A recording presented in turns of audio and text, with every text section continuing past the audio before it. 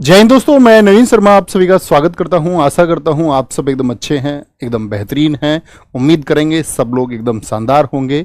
और प्यारे साथी, आप सब लोग जानते हैं कि कल बजट आ चुका था और बजट को लेकर के पूरे आम जन की, पूरे देश की उम्मीद होती है सरकार के लिए कि गवर्नमेंट इस बार क्या स्कीम बनाने वाली है, किस फील्ड में वो कितना इन्वेस्टमेंट या कितना एक्सपेंडिचर वो करने वाली है। ये सब परीक्षा की दृष्टि से बहुत महत्वपूर्ण डेटा होता है। और जो आपके एग्जाम होंगे, अपकमिंग एग्जाम्स, उनमें क्या प्रश्न बन सकते हैं, इस कक्षा के माध्यम से वो सभी महत्वपूर्ण चीजें मैं आप लोगों को यहां पर बताऊंगा कि आपकी आने वाली परीक्षाओं के लिए आपको किन डेटा को ध्यान में रखते हुए उसको नोट डाउन कर लेना है या स्क्रीनशॉट्स भी आप ले सकते हैं। तो प्यारे साथी, इस क्लास को बहुत ध्यान से देखें। आइए समझते हैं बजट को। तो बजट आप लोग जानते हैं। पहला मेरा आप सब लोगों से प्रश्न है कि बजट जो शब्द है संविधान के साथ ही किस अनुच्छेद में, यानी कि आपके कॉन्स्टिट्यूशन के किस आर्टिकल में आता है। ये सब आप लोगों की तरफ से मैं आंसर चाहता हूं। तो आप सबका प्रश्न आएगा कि भैया उत्तर आप लोगों की तरफ से ये आने वाला है कि आर्टिकल 112 बजट के बारे में बताता है और संविधान में कहीं भी बजट शब्द का उल्लेख नहीं है। तो पहले तो हम बजट के बारे में बनने वाले जो क्वेश्चंस है हमारे बार बार पूछे जाते हैं, उन सब को एक बार देख लेते हैं। और इस बार के बजट में किसको क्या अलॉट किया गया है, कौन सी स्कीम इस बार साथी कहां पर सरकार कितना खर्च करने वाली है, वह भी परीक्षा की दृष्टि से बहुत महत्वपूर्ण है। तो सबसे पहले हम साथी जानें कि बजट की हिस्ट्री क्या है। तो बजट जो शब्द है वो किस लैंग्वेज से लिया गया है, वो फ्रेंच लैंग्वेज से लिया गया है।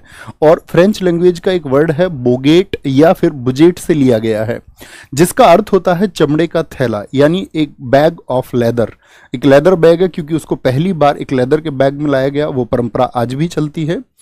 आपका ईयर 1773 में जो ब्रिटिश सरकार थी उसने अपने जो फाइनेंशियल साथी प्रपोजल्स थे वो चमड़े के एक थैले से निकाले गए थे। उसी समय बजट शब्द का प्रयोग सरकार के वार्षिक आय व्यय, यानी कि जो उनका एनुअल इनकम एक्सपेंडिचर है, उसके विवरण के लिए किया जाने लगा। सर्वप्रथम 1803 में बजट शब्द का प्रयोग किया गया, यानी जो बुगेट शब्द था उसको बजट नाम दिया गया 1803 में। ये आप सब लोगों को पता होना चाहिए। भारत का जो पहला बजट आया वो 1860 में आया और 18 फरवरी को आया। ये डेट बहुत महत्वपूर्ण है, इसको आप मार्क करके रखेंगे कि ये परीक्षा के लिए बहुत इंपॉर्टेंट डेटा है। इसको उस समय जो वायसराय थे, कैनिंग थे, तो कैनिंग के बारे में आप लोगों को पता होना चाहिए। कैनिंग भारत में एक वायसराय रहे। वायसराय तो हालांकि वो 1858 में हुए। उनका जो कार्यकाल भारत में रहा है वो 1848 टू 1856 रहा है। और 1857 की क्रांति के बाद में आप सब लोगों को पता होना चाहिए जो रिवॉल्यूशन हुआ, 1858 में एक एक्ट आया और भारत में जो आपका साथी गवर्नर जनरल था उसको वायसराय कहा जाने लगा। तो कैनिंग के टाइम पर ये आया और इसको साथी भारत में जेम्स विल्सन द्वारा प्रस्तुत किया गया। इसलिए जेम्स विल्सन को भारतीय बजट का प्रणेता यानी फादर ऑफ इंडियन बजट कहा जाता है। तो जेम्स विल्सन यानी भारतीय बजट के प्रणेता कौन है, यह भी एक महत्वपूर्ण प्रश्न बनता है। स्वतंत्र भारत में बजट परंपरा का आधार वर्ष 1944 में एक प्लान आया था, बॉम्बे प्लान। और बॉम्बे प्लान उस टाइम के जो साथी इंडस्ट्रियलिस्ट थे, जो उद्योगपति थे, उन सब के द्वारा बनाई गई एक योजना थी कि भारत को आगे बढ़ाने के लिए, भारत को और मजबूत, आर्थिक रूप से मजबूत करने के लिए जो एक प्लान बना उसको हम बॉम्बे प्लान 1944 के नाम से जानते हैं। तो उसमें कुछ उद्योगपति थे, आपका जॉन मथाई जो भारत के पहले फाइनेंस मिनिस्टर भी थे, आपका बिड़ला और JRD टाटा ने की थी। तो ये बॉम्बे प्लान को भारतीय, आपसे कभी भी प्रश्न पूछे कि भारतीय जो बजट है उसका आधार कौन सी स्कीम को माना जाता है, तो आप सब लोग कहेंगे कि बॉम्बे प्लान 1944। स्वतंत्र भारत का जो पहला बजट आया वो 26 नवंबर, डेट भी आप आजकल एग्जाम्स में बहुत पूछता है, 1947 को आया। और भारत के जो पहले फाइनेंस मिनिस्टर थे उनका नाम था RK षणमुख शेट्टी। और पहला, आपसे कभी भी पूछे आजाद भारत का पहला बजट किसने पेश किया, या पूछे इंडिपेंडेंस इंडिया का जो पहला बजट आया, आप कहेंगे कि वो 26 नवंबर 1947 को आया और उसको RK षणमुख शेट्टी ने पेश किया था। जॉन मथाई को वर्ष 1950 में गणतंत्र भारत का पहला केंद्रीय बजट पेश करने का गौरव प्राप्त हुआ। अगर हम जॉन मथाई की बात करते हैं साथी, जॉन मथाई ने आपसे पूछे रिपब्लिक इंडिया आपको पता होना चाहिए साथी 26 जनवरी 1950, यानी 26 जनवरी 1950 के बाद में जब आपका बजट पेश करने वाला माह आया तो उसमें ये जो गौरव प्राप्त हुआ जॉन मथाई को हुआ। तो आपको कभी भी कंफ्यूज नहीं होना, इंडिपेंडेंस इंडिया का सन्मुख शेट्टी और रिपब्लिक इंडिया यानी गणतंत्र भारत का जो पहला बजट है वो जॉन मथाई के द्वारा पेश किया गया। ब्रिटिश शासन के दौरान अंग्रेजों ने भारत में बजट प्रस्तुत करने का समय शाम 5 बजे निर्धारित किया था, क्योंकि उस समय ब्रिटेन में दिन होता था। स्वतंत्र भारत में 1998 तक यही परंपरा चलती रही कि शाम को 5 बजे बजट आता था और 1998 तक यही होता रहा। परंतु 1999 से 1999 से राष्ट्रीय जनतांत्रिक गठबंधन, जिसको आप एनडीए के नाम से जानते हैं, नेशनल डेमोक्रेटिक अलायंस एनडीए की सरकार के वित्त मंत्री थे यशवंत सिन्हा, जिन्होंने बजट प्रस्तुत करने का समय जो कर दिया वो 11 बजे। तो ध्यान देने की बात है कि पहले 1998 तक बजट का टाइम क्या था, सभी प्यारे दोस्त एक बार कमेंट करेंगे। तो आप कहेंगे कि भैया जो पहले बजट होता था शाम को, क्योंकि उस समय ब्रिटेन में दिन होता था, ये रीजन था। लेकिन यशवंत सिन्हा जब आपका एनडीए यानी कि जब बीजेपी की पार्टी सरकार में आई तो 1999 में इसको सुबह 11 बजे पेश किया जाने लगा। ठीक है, ये बात ध्यान देने की है। अब आते हैं बजट से महत्वपूर्ण जो तथ्य हैं। बजट अनुमानित आय और व्यय का एक विवरण है। ये शब्द आपको ध्यान से देना है। अनुमानित यानी कि एकदम से फिक्स नहीं होती कोई भी वैल्यू। आज की क्लास में भी हम बजट में पढ़ेंगे कि इस विभाग को इतने रुपए दिए गए, तो इसका मतलब वो क्या है, एक अनुमानित है। जरूरी नहीं है कि वह पैसा उतना खर्च ही हो जाएगा। तो अनुमानित मतलब एक लगभग वैल्यू है, एक लगभग वैल्यू इसमें दी जाती है। यह एक सीमित अवधि शॉर्ट टर्म के लिए होता है। बजट को स्वीकृत करने के लिए एक सार्वजनिक निकाय, एक साथी आपका पब्लिक सिस्टम होता है। बजट जो है सार्वजनिक और संसदीय नियंत्रण से मुक्त नहीं होता है, यानी उस पर संसद का नियंत्रण होता है। अब यहां पर सबसे महत्वपूर्ण बात आएगी कि वर्ष 2017 से पहले तक भारत का जो सेंट्रल बजट आता था, इसको हम कई नामों से पुकारते हैं। देखो, संघीय बजट को हम कई बार केंद्रीय बजट भी कहते हैं, कई बार हम इसको आम बजट भी कहते हैं और कई बार इसको हम बजट कहते हैं। तो ये सभी नाम एक ही नाम है, लेकिन एक नाम से कभी कंफ्यूज मत होना। आप लोगों ने अभी फरवरी में सुना होगा तो उसको बोला गया था एंटरिम बजट, यानी कि अंतरिम बजट। अंतरिम बजट था आपका फरवरी में, अभी आया है आपका पूर्ण बजट, जिसके बारे में हम डिस्कस कर रहे हैं। ये फाइनल बजट है। तो भैया अंतरिम बजट और पूर्ण बजट में क्या अंतर होता है? तो अंतरिम बजट में क्या होता है कि गवर्नमेंट कभी भी अपनी प्लानिंग्स और स्कीम को क्लैरिफाई नहीं करती है, लेकिन पूर्ण बजट में क्या होता है, सरकार अपनी स्कीम और जो प्लानिंग्स है उनके लिए क्या खर्चा होगा, किस प्लानिंग पर सरकार क्या खर्चा करने वाली है, इसकी एक स्पष्टता होती है, एक क्लैरिफाई करके गवर्नमेंट देती है। तो 2017 से पहले तक दो स्तर पर यह आता था। आम बजट, इसे वित्त मंत्री पेश करते थे, और एक रेल बजट आता था जिसको हमारे रेलवे के मिनिस्टर पेश करते थे। कब तक? 2017 से पहले तक। तो 2017 के बाद क्या हुआ, 2017-18 का जो बजट आया उस सेशन के लिए कि इन दोनों को मर्ज कर दिया गया। जो सेंट्रल बजट था और जो रेल बजट था, इन दोनों को एक कर दिया गया। ठीक है, ये बहुत महत्वपूर्ण बात है कि ये दोनों एक कब हुए। 1920-21 में तत्कालीन ब्रिटिश सरकार द्वारा अर्थशास्त्री विलियम एकवर्थ की अध्यक्षता में, जिसको हम 1921 ही एग्जाम्स में बोलते हैं, ये एक सेशन है 1920 to 21। इसको हम अगर 1921 बोले तो परीक्षा में आपको एग्जाम में हमेशा 1921 मिलेगा। तो कौन सी आपका साथी एकवर्थ कमेटी थी? एकवर्थ कमेटी में कितने मेंबर्स थे? 10 मेंबर्स थे। उन 10 सदस्य समिति का गठन किया गया। इस समिति की अनुशंसा के आधार पर 1924 से भारत में रेल बजट को सामान्य बजट से अलग कर दिया गया। तो ये भी एक महत्वपूर्ण क्वेश्चन है कि रेल बजट, अभी मैंने आपको बताया कि 2017-18 के सेशन से मर्ज कर दिए गए, तो ये अलग कब हुए थे? तो आप क्वेश्चन बोलेंगे कि भैया 1924 में एकवर्थ कमेटी द्वारा, जिसमें 10 मेंबर्स थे, इसको अलग अलग कर दिया गया था। यानी कि जो आम बजट है उसको फाइनेंस मिनिस्टर बताएंगे और जो रेल बजट होगा वो अलग से आएगा, उसको जो आपका रेलवे मिनिस्टर होंगे वो बताएंगे। परंतु रेलवे तथा केंद्र सरकार के मध्य वित्तीय संबंधों, यानी जो फाइनेंशियल रिलेशंस हैं, उनका नियमन रेलवे कन्वेंशन कमेटी जो सिफारिश करेगी उसी के आधार पर होगा। अब क्या हो गया कि पृथक रेल बजट व्यवस्था समाप्त कब हुई, कि रेल बजट जो 1924 में अलग हुआ तो वो एक कब हुआ। इसके लिए जो कमेटी थी वो थी विवेक देवराय कमेटी। विवेक देवराय कमेटी की सिफारिश पर वर्ष 2017-18 से रेल, अगर कभी भी आपसे पूछे एग्जाम में कभी भी आएगा तो ईयर 2017 आएगा, सेशन आएगा तो सेशन 2017-18, क्योंकि अगला वर्ष सेशन में जोड़ा जाता है, से रेल बजट को आम बजट के साथ ही, तो ये बात महत्वपूर्ण है कि दोनों क्या होने लगे कि दोनों के दोनों एक साथ प्रस्तुत करने का निर्णय लिया गया। इसीलिए अब पृथक रेल बजट जो पेश होता था उसकी प्रथा क्या हो गई, समाप्त हो गई। यानी अभी आपका जो सेंट्रल बजट है और जो रेल बजट है दोनों एक साथ आते हैं, ये बात आपको पता होना चाहिए।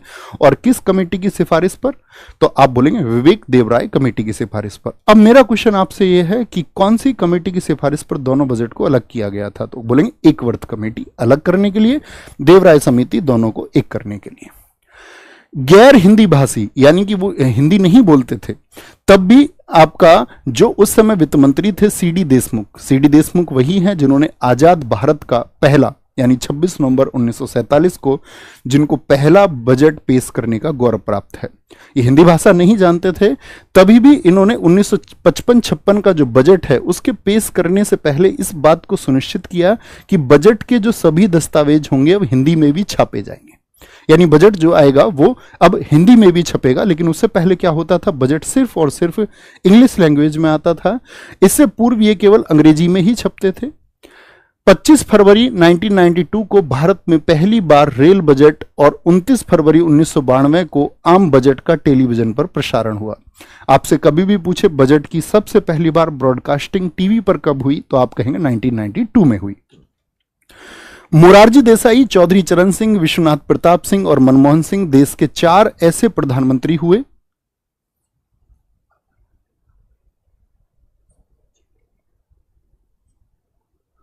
तो आपका मनमोहन सिंह देश के 4 ऐसे प्रधानमंत्री हुए जो वित्त मंत्री के पद पर कार्य कर चुके हैं। यह भी क्वेश्चन पूछा जाता है, क्योंकि बजट से संबंध किसका है, बजट से संबंध है वित्त मंत्री का। तो वित्त मंत्री की अगर हम बात करेंगे तो ऐसे कौन से वित्त मंत्री हैं जो प्रधानमंत्री हुए, तो आप लोगों को ये 4 नाम याद रखने हैं। भारत में सबसे अधिक बार बजट पेश करने वाले जो वित्त मंत्री हैं वो मोरारजी देसाई हैं। क्या आप मुझे बता सकते हैं मोरारजी देसाई के बाद में दूसरे व्यक्ति कौन हैं जिन्होंने सबसे ज्यादा बार बजट पेश किया है? तो मोरारजी देसाई जी के हिस्से में सबसे ज्यादा बार बजट पेश करने का रिकॉर्ड है, उन्होंने 10 बार बजट को पेश किया है। और दूसरे नंबर पर आते हैं आपका कांग्रेस के एक नेता थे पी चिदम्बरम, जिन्होंने 8 बार बजट को पेश किया है। ठीक है, ये दोनों बातें आपको पता होना चाहिए कि पी चिदम्बरम ने 8 बार बजट को पेश किया है और आपका मोरारजी देसाई सबसे ज्यादा बार 10 बार। अगर हम बात करते हैं केंद्रीय वित्त एवं कॉर्पोरेट कार्य मंत्री निर्मला सीतारमण, जो कि आपका अभी फिलहाल में हमारी फाइनेंस मिनिस्टर भी हैं, के द्वारा 1 फरवरी 2021 को जो बजट आया, जो सेंट्रल बजट आया, वो देश का पहला पेपरलेस बजट था, कागज रहित बजट था, यानी कि उसमें कागज का इस्तेमाल नहीं किया गया। भारत की प्रथम महिला वित्त मंत्री इंदिरा गांधी थी, क्योंकि इंदिरा गांधी जी जब देश की प्राइम मिनिस्टर थी, आप सब लोगों को पता होना चाहिए कि इंदिरा गांधी जी आपका, अगर हम बात करते हैं लाल बहादुर शास्त्री जी के बाद में, और साथ ही फिर एक टेन्योर बाद में आया था उनका 84 तक जो था, तब वो देश की प्रधानमंत्री रही, तो उन्होंने वित्त मंत्रालय यानी फाइनेंस मिनिस्ट्री को अपने पास रखा था। तो पहली वित्त मंत्री तो इंदिरा गांधी हैं, और प्रथम पूर्णकालिक यानी जिनके पास सिर्फ वित्त मंत्रालय का काम है वो आपकी निर्मला सीतारमण है। ये दोनों बातें आपको पता होना चाहिए। ठीक है, अब बात करते हैं हम जो आपका बजट कल पेश हुआ, इसमें एग्जाम के लिए आप सब लोगों को क्या याद रखना होगा। पहले साथी बजट को मैं आप लोगों तक डिस्कस करने से पहले एक छोटी सी चीज आप लोगों को समझाना चाहता हूं। आप इसको अपने घर से समझना, जैसे कि आप लोगों की एक फैमिली है और एक फैमिली 1 साल का एक खर्च बनाती है। जैसे एक फैमिली ने डिसाइड किया कि अगले साल जो हमारा खर्च होगा, पूरे साल का खर्च हमारा 2 लाख रुपए होगा या 1 लाख रुपए, या कोई भी वैल्यू आप मान सकते हैं। अब उस फैमिली की जो इनकम है, ये तो 2 लाख तो उनको खर्च करना है उनके परिवार को चलाने के लिए, लेकिन उस परिवार के पास में 2 लाख रुपए नहीं है, और उस परिवार के पास में जो उनकी आय है, जो पैसा उन्होंने जनरेट किया है वो 1,80,000 रुपए है। तो मुझे बताएंगे कि आप लोग की उनको बोरोइंग्स कितनी करनी पड़ेंगी, उधार उनको कितना लेना पड़ेगा। तो आप सब लोग कहेंगे कि भैया उधार के लिए उन सब लोगों को अभी कितने की जरूरत है, तो आप कहेंगे कि 20,000 रुपए उनको उधार लेना पड़ेगा। अब किसी से उधार लेंगे तो फिर वो उधार ऐसे ही तो नहीं देगा, उधार देगा तो उस पर एक ब्याज भी वो लेगा, एक इंटरेस्ट भी वो वसूल करेगा। तो यही आप लोगों को समझना है कि सरकार भी यही काम करती है।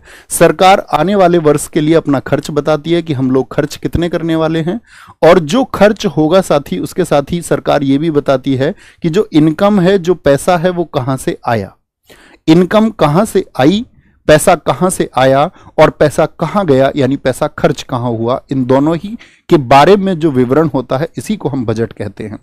तो ये दोनों आय और व्यय दोनों का जो विवरण है यही साथी आपका, इसी को हम वार्षिक वित्तीय विवरण यानी कि एनुअल फाइनेंशियल डिस्ट्रीब्यूशन भी कहते हैं। ठीक है, तो केंद्रीय बजट 2024-25 में सरकार के पास पैसा कहां से आएगा? तो गवर्नमेंट के पास जो पैसा आएगा, ये एग्जाम के लिए बहुत इंपॉर्टेंट क्वेश्चन है कि सरकार के पास जो पैसा आया उसमें टैक्स से कितना पैसा आया, तो 72% टैक्स से आया और 28% क्या हुई, बोरोइंग्स हुई।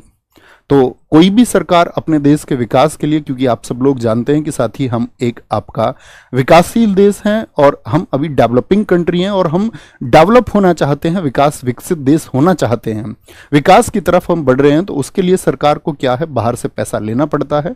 और अगर मैं बात करूं कि इस बार का जो बजट है वो 60 लाख करोड़ का है, लगभग 60 लाख करोड़ रुपए का जो बजट है, इसी से आप कैलकुलेशंस कर सकते हैं कि इस 60 लाख करोड़ में से जो 72% है वो टैक्स से जनरेट हो गया। और 60 लाख करोड़ का अगर हम कैलकुलेशन करें, 6 दूनी 12, 6 48, यानी कि लगभग 16,800 जो साथी लाख करोड़ रुपए है वो हमारा किससे आया है, आपका कर्ज से यानी डेब्ट से आया है, जो इंडियन गवर्नमेंट ने लिया है। आगे बात करते हैं, इसको एक बार सीन 2 पे लगाएंगे। अगर हम बात करें कि हमारे पास टैक्स से आया है तो उस टैक्स में क्या क्वेश्चन पूछा जा सकता है आप सब लोगों से एग्जाम में।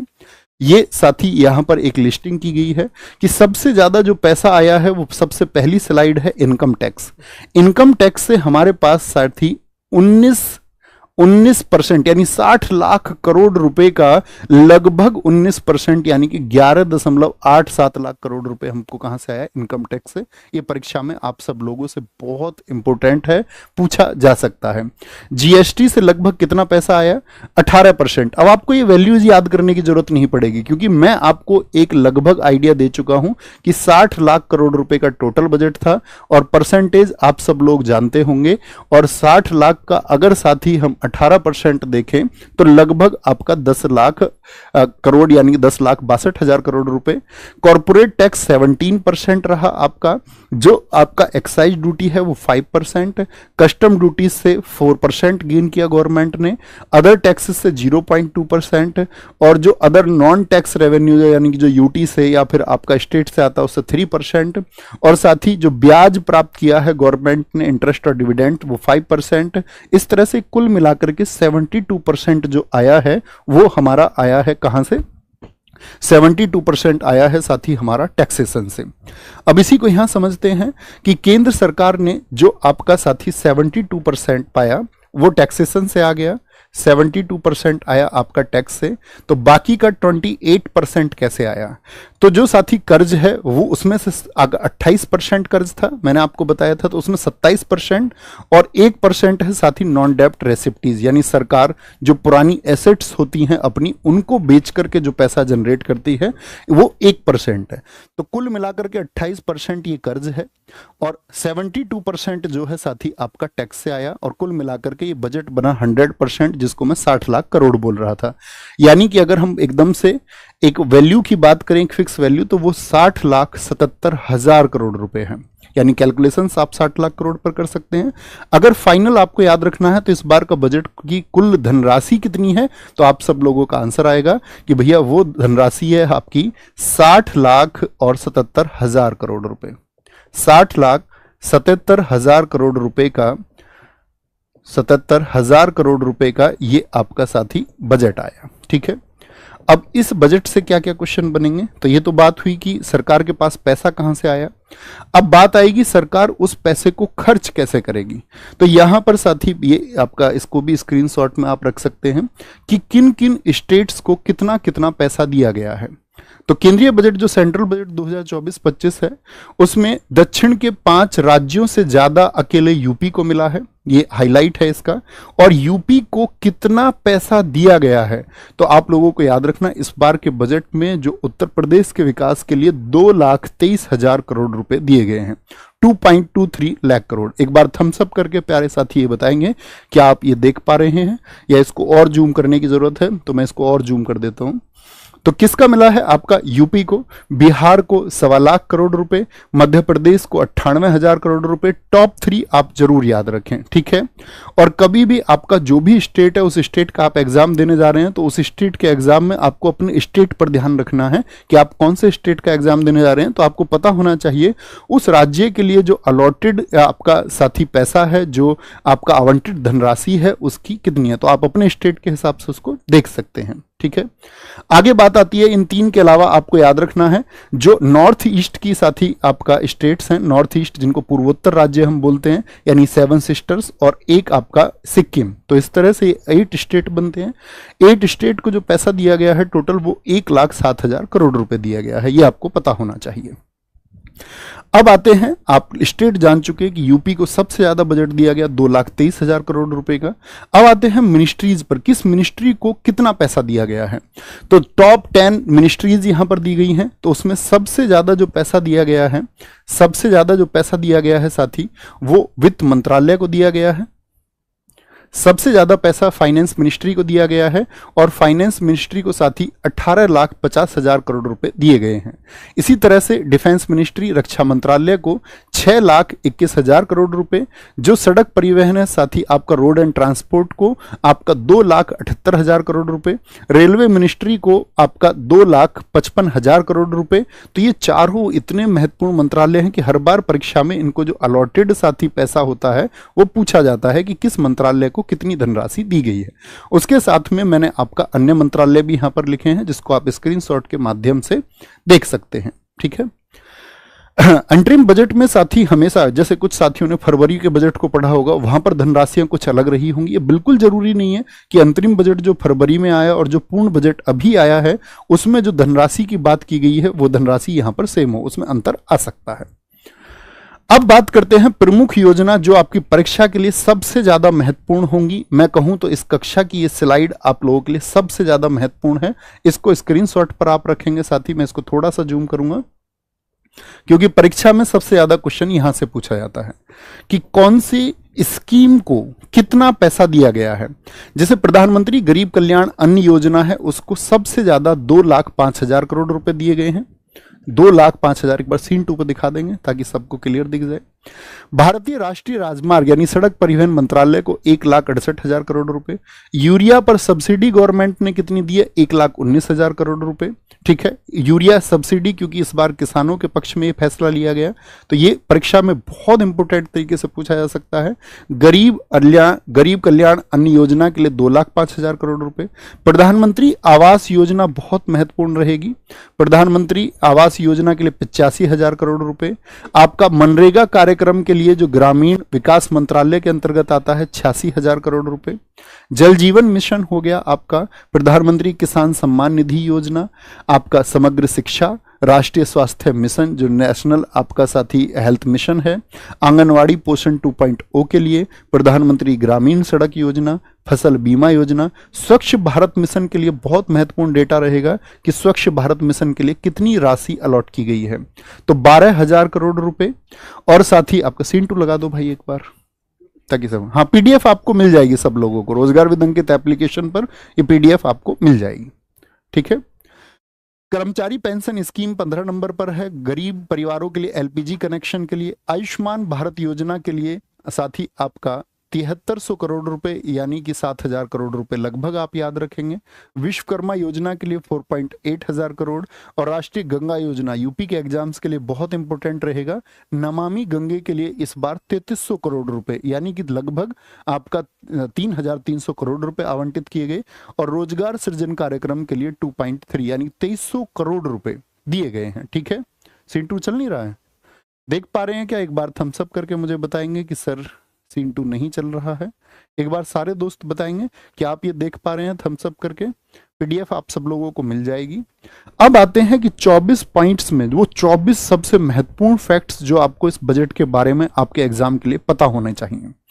तो वो इंपोर्टेंट 24 पॉइंट्स कौन से हैं जो एग्जाम के लिए सबसे महत्वपूर्ण है, उनको क्रम से हम समझते हैं। पहला है कि नई टैक्स रिजीम में बदलाव किया गया। अब जो है 7,75,000 रुपए तक की जो इनकम है वो टैक्स फ्री होगी। ठीक है, न्यू टैक्स रिजीम। देखो टैक्स को जब आप लोग, अभी टैक्स पेयर शायद आप में से कोई है या नहीं है ये मैं नहीं जानता, लेकिन टैक्स जब आप लोग पे करते हैं तो उसमें एक टैक्स रिजाइम चुननी पड़ती है। तो टैक्स रिजाइम एक तो होता है पुराने वाला ओल्ड टैक्स रिजाइम, एक होता है न्यू टैक्स रिजाइम। तो ये क्या है, न्यू टैक्स रिजीम जो लोग चुनेंगे उनके लिए अब 7,75,000 रुपए तक की इनकम टैक्स फ्री हो गई है। नई इनकम टैक्स रिजीम में 50,000 की जगह 75,000 रुपए का स्टैंडर्ड डिडक्शन मिलेगा, और डिडक्शन मिलता है इनकम टैक्स एक्ट के सेक्शन 87A के तहत। क्या होगा, 5 लाख रुपए तक की इनकम पर टैक्स बचा सकते हैं। यानी पुरानी टैक्स रिजीम अभी मैं आपको दिखाऊंगा, तब आप और ज्यादा अच्छे से इसको समझ पाएंगे। देखो पहले क्या होता था, ओल्ड टैक्स रिजीम ये राइट साइड पे है, यहां पर आप देखेंगे 2.5 लाख रुपए तक पहले क्या होता था कि कोई टैक्स नहीं देना होता था। जिसकी इनकम 2.5 लाख से 5 लाख होती थी, यानी 2.5 लाख से शायद 1 रुपया भी चाहे ऊपर हो जाए तो उसको 5% टैक्स देना पड़ता था। 5 लाख से 10 यानी 5 लाख 1 रुपए से लेकर के और 10 लाख रुपए तक उसको 20% टैक्स देना होता था। और साथ ही चौथा एक टैक्स स्लैब था आपका कि 10 लाख से अगर 1 रुपया भी ज्यादा आप कमा रहे हो पूरे साल में, ये पूरे वर्ष का होता है, तो 30% आप लोगों को वहां पर टैक्स देना होता था। लेकिन ये न्यू टैक्स रिजाइम है, इसमें पहले मुझे बताएं, पहली ओल्ड टैक्स रिजाइम में कितने साथी आपका स्लैब थे, तो यहां पर 4 स्लैब थे। अभी आप लोगों को सबसे पहला क्वेश्चन याद रखना है कि जो न्यू टैक्स रिजाइम आई है उसमें स्लैब कितने कर दिए गए हैं, तो आप कहेंगे उसमें 6 स्लैब्स कर दिए गए हैं, 6 तरह से उसको बांट दिया गया है। ठीक है, 6 तरह से बांट दिया गया है। इसको सीन 2 दिखाते रहे, जो व्हाइट पे है उसको सीन 2 दिखाएं हमेशा। 3 लाख रुपए तक अब 0% टैक्स लगेगा, ये न्यू टैक्स रिजाइम है। 3 लाख रुपए से लेकर के साथ ही अगर 7 लाख रुपए तक आप कमा रहे हैं तो 5% टैक्स अब देना होगा। 7 लाख 1 रुपए से लेकर के और 10 लाख रुपए तक यदि आप कमाते हैं तो आपको 10% टैक्स देना होगा। 10 लाख 1 रुपए से लेकर के 12 लाख रुपए तक आप कमाते हैं तो नई टैक्स रिजाइम में 15% टैक्स आपको देना होगा। 12 लाख 1 रुपए से लेकर 15 लाख रुपए तक अभी आप कमाते हैं, और एग्जाम में सबसे ज्यादा पूछा जाएगा, इस बात को मद्देनजर रखना, ध्यान से देखेंगे। क्या बोलेंगे, 20%। और 15 लाख 1 रुपए से ज्यादा यदि तुम्हारी कमाई हो गई तो 30% टैक्स आपको देना होगा। तो ये न्यू टैक्स रिजाइम है, आपसे कभी भी क्वेश्चन पूछ सकता है कि कितनी स्लैब्स हैं, या आपको राशि देकर के भी पूछ सकता है कि आप यदि इस राशि के अंतर्गत आते हैं तो आपको कितना टैक्स पे करना होगा। ठीक है, कितना टैक्स पे करना होगा, ये न्यू टैक्स रिजाइम है। एक बार थम्स अप करके बताएं मुझे, पुरानी टैक्स रिजाइम और न्यू टैक्स रिजाइम को आप समझ चुके हैं कि इस बार कितना टैक्स देना होगा, ये बात क्लियर है, यस और नो। दूसरे पॉइंट पर आते हैं कि मोबाइल फोन और सोना चांदी अब सस्ते होंगे, क्योंकि सरकार ने क्या कर दिया है कि इन पर जो कस्टम ड्यूटी, एक्साइज ड्यूटी है उसको घटा दिया है। बजट में इस बार सरकार ने मोटे तौर पर 7 चीजों पर कस्टम ड्यूटी घटा दी है और 2 की ड्यूटी बढ़ा दी है। इससे 7 प्रोडक्ट सस्ते और जिनकी ड्यूटी साथ ही बढ़ी है वो महंगे हो जाएंगे। सस्ते होने वाले प्रोडक्ट्स में मोबाइल फोन, कैंसर की दवाएं, सोना चांदी है। वहीं प्लास्टिक से जुड़े प्रोडक्ट्स क्या हो सकते हैं, महंगे हो सकते हैं। एम्प्लॉय और एम्प्लॉयर्स के लिए रोजगार से जुड़ी 3 स्कीम आई हैं। तो कितनी स्कीम लॉन्च की, सबसे पहली बात तो यह है, एम्प्लॉय का मतलब होता है साथी जो काम करने वाला है, जो काम करता है, ठीक है, और एम्प्लॉयर जो रोजगार को देता है।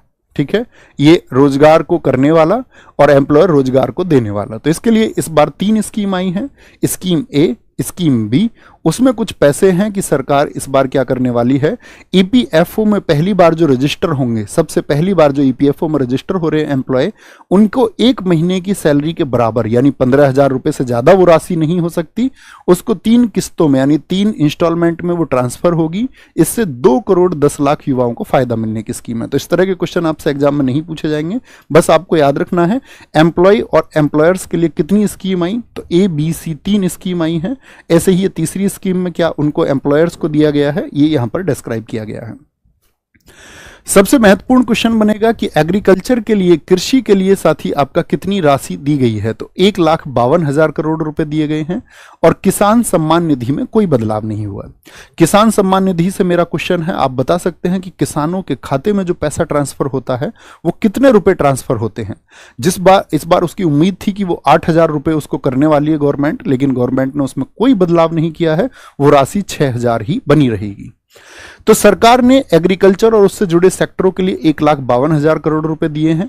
पिछली बार ये राशि 1,25,000 करोड़ रुपए थी, यानी कि इस बार की जो बजट बढ़ाया गया वो 21% लगभग बढ़ा दिया गया। किसानों की लगातार मांग के बाद भी जो एमएसपी होता है उसके लिए आप लोगों ने देखा कि देश में किसानों ने कितना विद्रोह किया। मिनिमम सपोर्ट प्राइस को लेकर बजट में कोई घोषणा नहीं हुई। वहीं किसान सम्मान निधि की राशि भी नहीं बढ़ाई गई है, यह 6,000 रुपए ही रहेगी और इसकी 8,000 होने की उम्मीद थी। ठीक है, आप लोग जानते होंगे कि वो आपका 2-2 हजार करके आती है। 1 करोड़ युवाओं के लिए इंटर्नशिप प्रोग्राम का ऐलान किया और टॉप 500 कंपनियों में उनकी इंटर्नशिप कराई जाएगी। इंटर्नशिप से मैं आपको समझाऊं कि कोई भी छात्र है, यदि आप जैसे एक स्टूडेंट है, आप एक कौशल चाहते हैं, स्किल डेवलपमेंट चाहते हैं, तो किसी कंपनी में जाकर के आप वहां उस काम को सीख सकते हैं, वो इंटर्नशिप कर सकते हैं। तो उसकी घोषणा अनाउंसमेंट गवर्नमेंट ने की है, जिससे लाभान्वित छात्र होंगे उनकी संख्या 1 करोड़ होगी। सरकार 500 टॉप कंपनियों में 1 करोड़ युवाओं को इंटर्नशिप के अवसर देने के लिए एक योजना शुरू करेगी। इसमें हर महीने 5,000 रुपए इंटर्नशिप भत्ता और 6,000 रुपए की एक मुफ्त सहायता दी जाएगी। पीएम मुद्रा लोन की लिमिट दुगनी हुई है, ये एग्जाम में बहुत पूछा जाता है, मुद्रा लोन। और अब जो आपका साथी, जो आपका मीडियम एंटरप्राइजेज होती थी, जिनको हम बोलते हैं आपका मीडियम स्मॉल आपका एंटरप्राइजेज हैं, जितने हमारे सूक्ष्म या लघु उद्यम हैं, उन सब के लिए अब 10 लाख की जगह कितने का लोन होगा? 20 लाख। तो इसको आप यहां से समझें, पीएम मुद्रा योजना में 3 कैटेगरी हैं, एक शिशु के लिए, एक किशोर के लिए और एक तरुण के लिए। तो शिशु लोन में 50,000 मिलते थे, जिसको अब तक मिलते थे, इसको अब दोगुना कर दिया गया, यानी 1 लाख रुपए। किशोर को जो 5 लाख मिलते थे उसको 10 लाख, और तरुण के तहत अब 10 लाख को साथ ही 20 लाख कर दिया गया है। यानी मुद्रा लोन की लिमिट को बढ़ाकर दोगुना कर दिया गया है। पहले इस स्कीम में एमएसएमई के तहत 10 लाख रुपए तक का लोन मुहैया कराया जा रहा था, जो अब 20 लाख रुपए तक का कर दिया गया है। महिलाओं के लिए 3 लाख करोड़ दिए गए और हॉस्टल भी बनेंगे, यानी जो कामकाजी महिलाएं हैं उनके लिए गवर्नमेंट अब हॉस्टल भी बनाएगी ताकि वो और सुरक्षित महसूस कर पाए। नालंदा को पर्यटन स्थल के रूप में बढ़ावा देगी सरकार। और यहां पर याद रख लेना, केंद्र सरकार ने इस बार बजट में कौन से कॉरिडोर के लिए घोषणा की? तो नालंदा राजगीर, क्योंकि राजगीर में ही साथी आपका नालंदा विश्वविद्यालय जो हमारी साथी संस्कृति से जुड़ा हुआ है, गवर्नमेंट का उस पर विशेष ध्यान है। काशी विश्वनाथ मंदिर की तरह, जैसे काशी विश्वनाथ उत्तर प्रदेश का एक मंदिर है, उसी की तरह बिहार के विष्णुपद मंदिर और महाबोधि मंदिर, जो कि यूनेस्को की एक साइट भी है, उसको एक कॉरिडोर को डेवलप किया जाएगा। कॉरिडोर का मतलब होता है, अगर जो साथी कॉरिडोर नहीं जानते हैं, जैसे आप कहीं घूमने जाते होंगे किसी मंदिर पर, तो आपको मंदिर मिला, उसके आसपास का इंफ्रास्ट्रक्चर जो है वो डेवलप नहीं है, यानी कि वहाँ सड़कें, उसके आसपास होटल, टूरिज्म की व्यवस्था को बढ़ाना, यही कॉरिडोर कहलाता है। सरकार ने एंजल टैक्स को खत्म किया। जो साथी, अगर आप में से, आप तो स्टूडेंट हैं, शायद ट्रेडिंग ना करते हो, जो लोग ट्रेडिंग करते होंगे या शेयर मार्केट के बारे में नॉलेज रखते होंगे, उन सबको पता होगा इस बात के बारे में, मैं आपको समझा देता हूं। एंजल टैक्स खत्म किया, स्टार्टअप्स को मिलेगी राहत। जैसे आप कुछ स्टार्टअप शुरू करना चाहते हैं, आप कोई नई चीज मतलब शुरू करना चाह रहे हैं और आपके पास उस चीज के लिए 1 करोड़ रुपए हैं, ठीक है, ये एक एग्जाम्पल है, ऐसे ना बोले कि भैया हमारे पास तो 1 करोड़ रुपए नहीं है। तो आपके पास 1 करोड़ रुपए हैं स्टार्टअप के लिए, लेकिन आप लोगों का वो स्टार्टअप 1.5 करोड़ में शुरू होगा, तो आपको यानी अतिरिक्त 50 लाख रुपए की जरूरत है। तो आप किसी विदेशी निवेश या किसी और के द्वारा 50 लाख रुपए वो जुटा लेते हैं, यानी इन्वेस्टमेंट के माध्यम से आप और 50 लाख रुपए जुटा लेते हैं कि अब मेरा स्टार्टअप 1.5 करोड़ में चल जाएगा। तो अब से पहले क्या होता था, सन 2012 में कांग्रेस में जब साथी मनमोहन सिंह प्रधानमंत्री थे, तो एक घोषणा हुई थी कि कोई भी नया व्यवसाय शुरू करेगा और अलग से कोई धनराशि जुटाएगा तो उस पर 30% का टैक्स देना होगा। यानी अतिरिक्त जुटाई गई राशि, जो अतिरिक्त जो निवेश है, जो आपका फॉरेन इन्वेस्टमेंट भी हो सकता है या किसी अन्य तरह का एफआईआई जिसको हम बोलते हैं, या कोई आपका देश के अंदर से भी इन्वेस्टमेंट हो सकता है, तो उस पर एंजल टैक्स लिया जाता था। 2012 तक आपका 2012 में घोषणा हुई थी, 2012 तक नहीं, सॉरी मैंने गलत बोला, 2012 से शुरू हुआ था एंजल टैक्स 30%। लेकिन अभी क्या कर दिया है कि आप जो अतिरिक्त पैसा लेंगे तो उस पर कोई टैक्स नहीं लिया जाएगा, यानी उस एंजल टैक्स को अब खत्म कर दिया गया है। यानी आप कोई निवेश ले सकते हैं। इससे क्या होगा कि स्टार्टअप जो लोग करना चाहते हैं वो अब अपने निवेश को इकट्ठा करके और स्टार्टअप को अच्छे से कर पाएंगे। कोई अब समझते हैं इसको, कोई प्राइवेट कंपनी अपने शेयर उसके फेयर वैल्यू से मतलब फेयर वैल्यू मतलब 1 करोड़ रुपए फेयर वैल्यू हो गई आपका, ये फेयर वैल्यू हो गई। उसके कीमत पर बेचती है तो उस कंपनी को एंजल टैक्स पेमेंट करना पड़ता था। आमतौर पर एंजल स्टार्टअप कंपनियों पर लगता था, जब उनमें कोई इन्वेस्ट करता था इस स्टार्टअप को टैक्स से राहत मिलेगी। फ्यूचर एंड ऑप्शन पर एसटीटी, जिसको हम सिक्योरिटीज ट्रांजैक्शन टैक्स बोलते हैं। देखो फ्यूचर एंड ऑप्शंस, इसको हम एफएनओ के नाम से बाजार में चर्चित है। जो लोग ट्रेडिंग करते होंगे वो इसके बारे में जानते हैं। इसमें क्या होता है कि शेयर मार्केट के चक्कर में, बहुत जल्दी पैसा बनाने के चक्कर में बहुत सारे युवा कुछ यूट्यूब वीडियोस देख करके कि 10,000 से उसने 10,000 रुपए मात्र से 25,000 करोड़ का एम्पायर खड़ा किया, उसने 2,000 रुपए मात्र से 200 करोड़ का एम्पायर खड़ा किया। तो बहुत सारे यूट्यूब के ऐसे थंबनेल देख करके बहुत सारे युवा एकदम से आश्चर्यचकित होते हैं और वहां अपनी संभावनाएं तलाशते हैं और उनको लगता है कि हाँ, हमारे पास भी 10,000 रुपए हम किसी तरह से कर्ज वगैरह लेकर के कर सकते हैं और शायद कल मैं भी एक 200-400 करोड़ का इंसान बन जाऊंगा। तो फ्यूचर एंड ऑप्शन में बहुत सारे युवा जाकर के अपने कर्ज लेकर के अपनी जिंदगी को दांव पर लगाते हैं और उसकी वजह से क्या होता है कि बहुत सारे लोग एक कर्ज में हमेशा के लिए डूब जाते हैं। तो उसके लिए सरकार ने क्या किया है इस पर, ताकि ये जो घाटा लोगों को लगातार होता है वो बढ़े, तो फ्यूचर एसटीटी को इस बार उन्होंने बढ़ा करके 0.02% और ऑप्शन ट्रांजैक्शन पर 0.1% का ऐलान किया है। तो ये टैक्स क्या है कि छोटे निवेशकों की बढ़ती संख्या, छोटे निवेशक कौन है, स्टूडेंट्स या कोई छोटी जॉब करने वाले, मान के चलो किसी की सैलरी 20,000 15,000 है, उसमें से वो काफी F&O में लगा देता है। निवेश करना एक अच्छी बात है लेकिन समझदारी से निवेश करना बहुत जरूरी है। वहीं पर फ्यूचर एंड ऑप्शंस में जाकर के लोग अक्सर बर्बाद होते हैं। घाटे के कारण सरकार ने ऐसा किया है। बिहार एयरपोर्ट, मेडिकल कॉलेज और स्पोर्ट इंफ्रास्ट्रक्चर है उसका प्रस्ताव रखा गया है।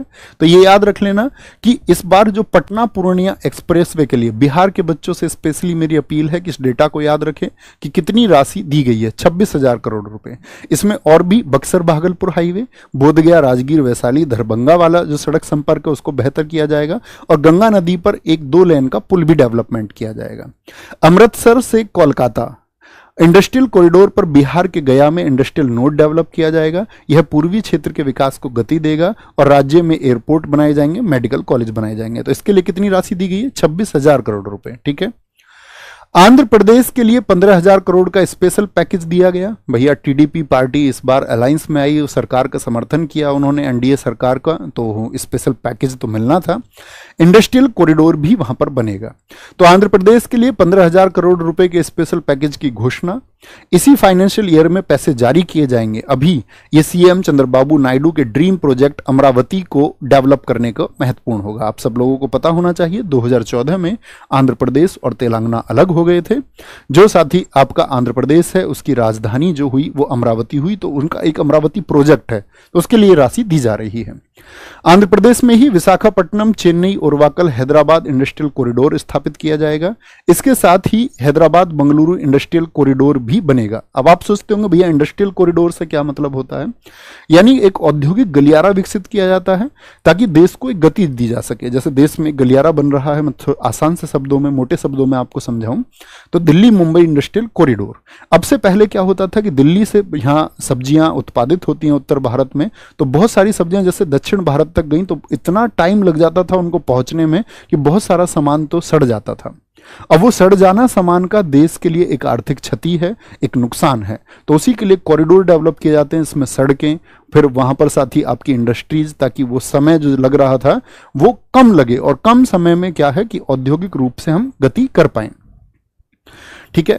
और रायसीमा, प्रकाशन और उत्तरी आंध्र प्रदेश जिलों में एक स्पेशल बैकवर्ड एरिया फंड की घोषणा। कहने का मतलब है आपको याद रखना है कि आंध्र प्रदेश के लिए कितने रुपए का स्पेशल पैकेज दिया गया, तो आप बोलेंगे 15,000 करोड़ रुपए का, और वहां पर जो प्रोजेक्ट है वो प्रोजेक्ट अमरावती है। ये 2 महत्वपूर्ण बातें आपको याद रखनी है। डिफेंस के लिए 4,54,000 करोड़ रुपए दिए गए। डिफेंस के लिए 4,54,000 यानी रक्षा मंत्रालय को दिए गए हैं।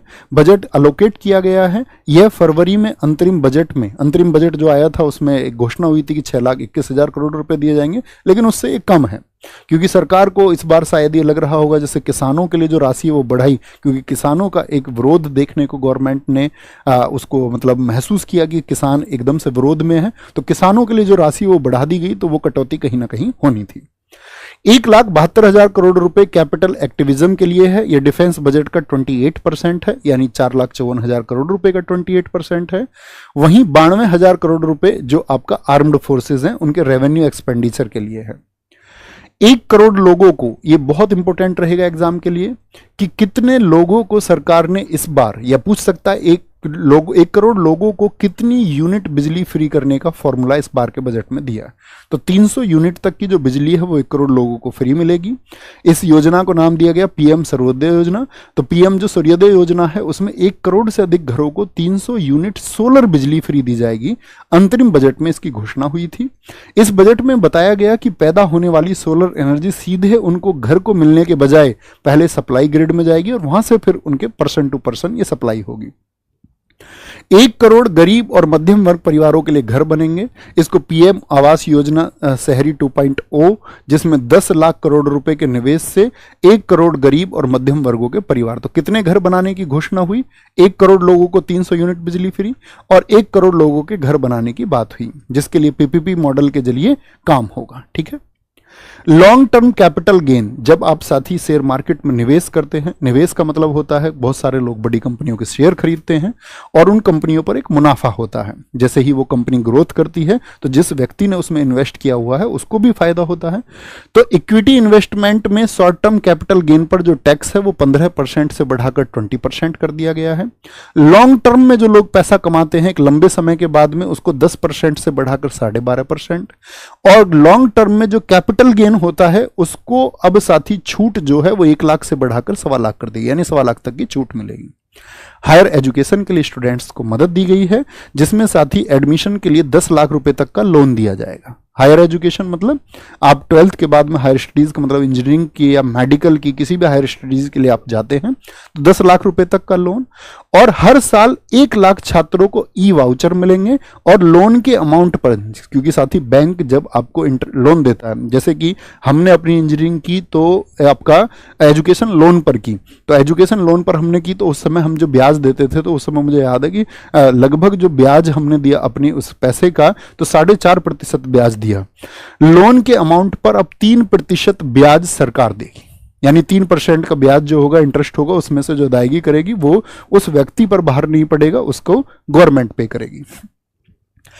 जो साथी ट्राइबल एरिया है उनके उन्नत ग्राम अभियान, यानी आदिवासियों के जो गांव हैं, जनजातियों के जो गांव हैं उनको विकसित किया जाएगा। तो 5 करोड़ आदिवासियों को, तो इस बार के बजट में कितने आदिवासियों को साथी टारगेट किया गया? 5 करोड़ आदिवासियों का जीवन सुधारने के लिए। आदिवासी समुदायों की जो साथी सोशल और इकोनॉमिक कंडीशंस हैं उनमें सुधार करने के लिए प्रधानमंत्री जनजातीय उन्नत ग्राम अभियान शुरू किया गया। इसमें आकांक्षी मतलब जो चाहते हैं विकास, और जनजातीय जहां पर बहुत लोग ज्यादा हैं, ट्राइबल एरिया ज्यादा है, जिसको जनजातीय बहुल गांव हम कहते हैं, उनके परिवारों को पूर्ण कवरेज के लिए कदम उठाए जाएंगे। इस योजना में यह महत्वपूर्ण बात है, इसको ध्यान में रखना है कि प्रधानमंत्री उन्नत जो ग्राम अभियान है, जनजातीय उन्नत ग्राम अभियान है, उसमें कितने गांवों को लक्षित किया गया है? तो क्या बोलेंगे? आपका 63,000 गांवों को उसमें लक्षित किया गया है। ठीक है। प्रधानमंत्री ग्राम सड़क योजना के तहत मौसम अनुकूल सड़कें बनेंगी और उसके लिए 25,000 ग्रामीण बस्तियों को टारगेट किया गया है। अनुकूल सड़कें मतलब हर मौसम के लिए ऐसा हो कि भाई रास्ते इस तरह के हों कि वो आप लोग गर्मी में कोई परेशानी ना हो, क्योंकि मिट्टी सिर्फ डाल देने से रास्ता नहीं बन जाता है, तो वो पक्के रास्ते से ही बात बनेगी। पूर्वी क्षेत्र के डेवलपमेंट के लिए पूर्वोदय योजना आई है, जिसके लिए 11,11,000 करोड़ रुपए देगी, जो जीडीपी का 3.4% है, जो एक बहुत बड़ी राशि है पूर्व के राज्यों के लिए। बिहार, झारखंड, पश्चिम बंगाल, उड़ीसा, आंध्र प्रदेश को कवर देते हुए पूर्वी क्षेत्र के डेवलपमेंट के लिए पूर्वोदय योजना। तो आपसे क्वेश्चन ये पूछा जाएगा कि इस बार के बजट में जो पूर्वोदय योजना है उसमें कौन सा राज्य शामिल नहीं है? कौन सा राज्य शामिल नहीं? तो आपको याद रखना है कि पश्चिम बंगाल, झारखंड, उड़ीसा, आंध्र प्रदेश और बिहार इसमें शामिल हैं। तो कोई एक ऐसा स्टेट आपको परीक्षा में दे देगा जो इसमें से शामिल नहीं होगा। ठीक है। मनरेगा लोकेशन में कोई बदलाव नहीं हुआ है। मनरेगा में भी इस बार बदलाव की उम्मीदें थी कि मनरेगा में भी कुछ बदलाव होगा। तो 86,000 करोड़ रुपए जो अंतरिम बजट में फरवरी में बात की गई थी, वही बात यहां पर रखी गई है। एमएसएमई इंटरनेशनल मार्केट में प्रोडक्ट्स बेच सकेंगे, यानी कि आपका पब्लिक जो पीपीपी मॉडल होता है, ई कॉमर्स के माध्यम से एक्सपोर्ट को बढ़ावा देने के लिए हब बनाए जाएंगे। यानी हमारे यहां हमने कुछ पैदा किया तो उसको आप इंटरनेशनल मार्केट में भी अब ऑनलाइन माध्यम से। ई कॉमर्स का मतलब होता है कि ऑनलाइन आप उसको बेच सकेंगे। इसमें एक छत के नीचे ट्रेड और एक्सपोर्ट रिलेटेड सर्विसेज की सुविधा मिलेंगी, ताकि भाई लोग सामान बेचेंगे इंटरनेशनल तो उनको ट्रेड की जरूरत पड़ेगी, एक्सपोर्ट की जरूरत पड़ेगी, तो वो सरकार उस तरह की सुविधाएं अब देने वाली है। तो एमएसएमई क्या होंगे, इंटरनेशनल मार्केट में अपने प्रोडक्ट्स अब बेच सकेंगे, यानी हमारे यहाँ की जो स्थानीय चीजें जिनकी विशेष पहचान है वो अंतर्राष्ट्रीय बाजारों तक भी पहुंचे, ये सरकार का लक्ष्य है।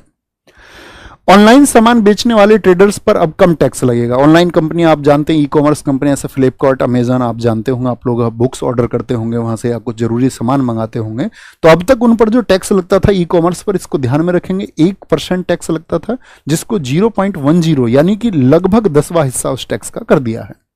ऑनलाइन सामान या सर्विस बेचने वाली किसी भी डीलर को यह टैक्स देना होता है।